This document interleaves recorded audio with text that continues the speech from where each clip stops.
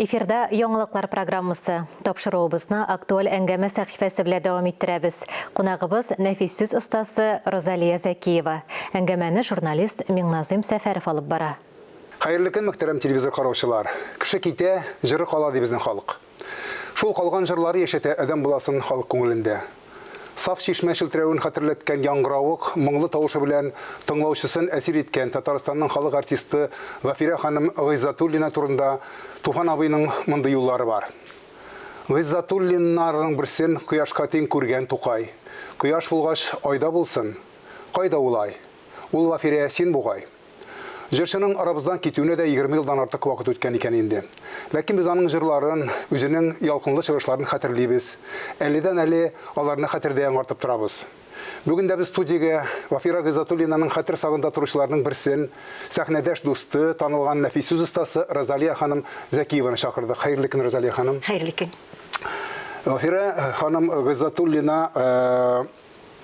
хәтердә яшәтүнең сез аның бер чарасын тапкансыз. Шул турыда кысача гына сөйләп китсәгез иде.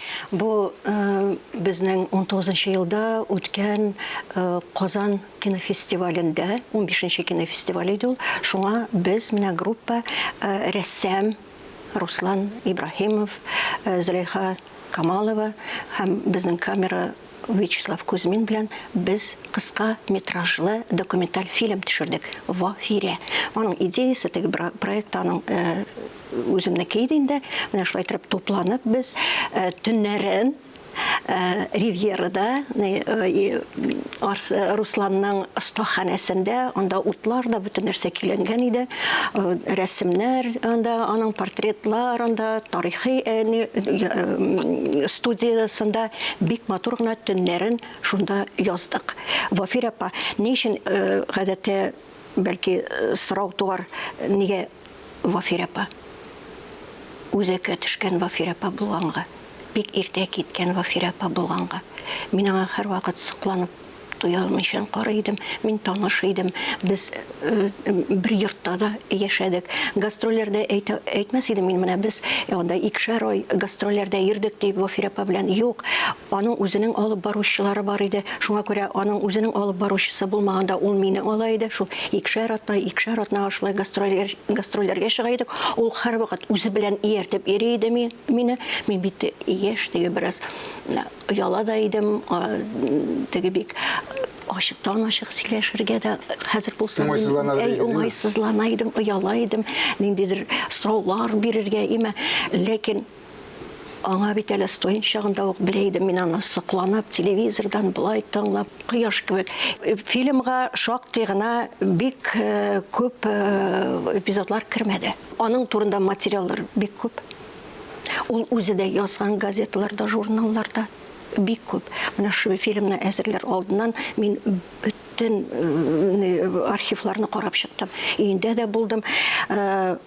Бар бик күп язмалар миңа аның белән эшләгән сәхнәдәшләр дә шактый сөйләделәр. Шундый кызыклай белән мин хәзер теге карыйм фильмны. Митәм нигә монысын сөйләмәдем икән, нигә моны кертмәдем микән фильмга, нигә бу турыда сөйләмәдем микән. Миңа сөйлиләр бер концертта ай баласы бүләк иткәннәр, яратып концерттан соң.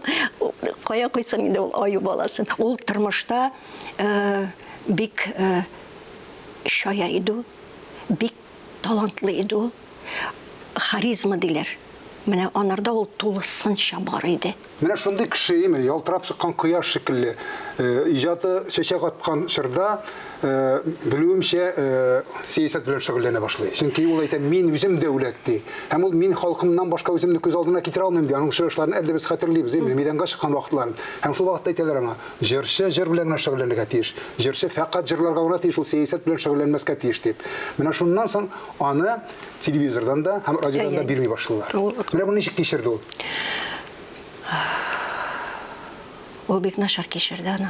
Аның беренче чыгуы, әгәр дә сез күргән булсагыз, шул 7 елдан соң. Ул бик үзгәргән иде ул. Аның танымаслык иде ул. Менә анда йөрәк әрнәде аның өчен. Ул хәтерендә булса, бер алманы 5-кә бүләйек дигән радиода тапшыруында чыкты. Син культ культура министры булырга тиеш.